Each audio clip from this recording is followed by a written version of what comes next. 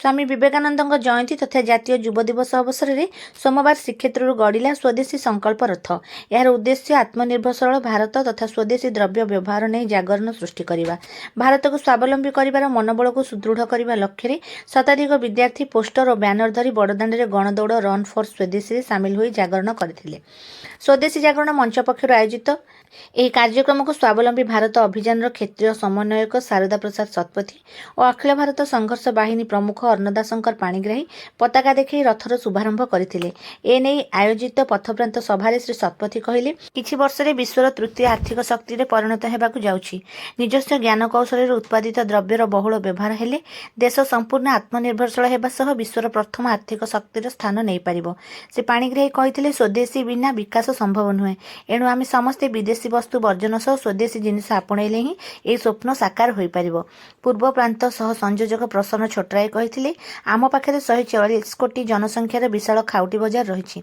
आम निकटरे प्रजुक्ति ज्ञान कौशल मध्य अभाव नहीं। यह ज्ञान संबलित निर्माण करिवार इच्छाशक्ति थरे जागृत हेले देश में बेकारी समस्या हटिଯିबा सह भारत बहुत आर्थिक शक्ति हेबो। कार्यक्रम में शिक्षाविद अमीय मिश्र, डाक्टर देवेंद्रनाथ तरेई, प्रशांत भूइया, सुश्री पाणी, विश्वनाथ पंडा, इंजीनियर सूर्य रथ, लक्ष्मीप्रिया साहू प्रमुख वक्तव्य रखिथिले।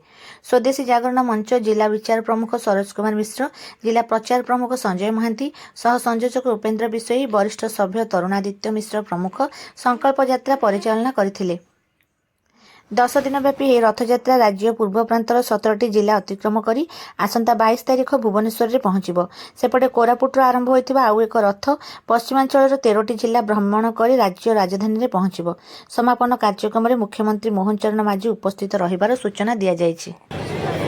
स्वामी विवेकानंद जयंती अवसर में अंतर्जातिक युव दिवस रे आपण मानकु समस्त को स्वदेशी जागरण मंच तरफ मो हार्दिक अभिनंदन। आमर एवं पवित्र दिन जनवरी 12 तारिख विवेकानंद जन्मदिन। आप जानते विवेकानंद होती युवक मान एक प्रेरणा उत्स, एक प्रतीक। जितेबाला विवेकानंद कहते मते युवक मान सहायता दिंतु मुझे देश को बदलाई दे। संकल्प यात्रा ये संपूर्ण भारतर विकास यात्रा अटे। स्वदेशी एवं विकास समपर्यायवाची शब्द। तेणु दीनदयाल उपाध्याय कहले जे स्वदेशी बिना विकास संभव नहीं, विकास स्वदेशी बिना संभव हो पार नहीं। जागरण कार्यक्रम आरंभ होची आम प्रदेश रे 2टी स्थान रु ये यात्रा बाहर गोटे जगन्नाथ धाम पुरी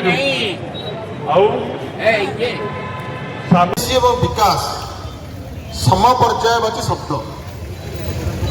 तेणु दीनदयाल उपाध्याय कहले जे स्वदेशी बिना विकास संभव नहीं, विकास स्वदेशी बिना संभव हो पार नहीं। आज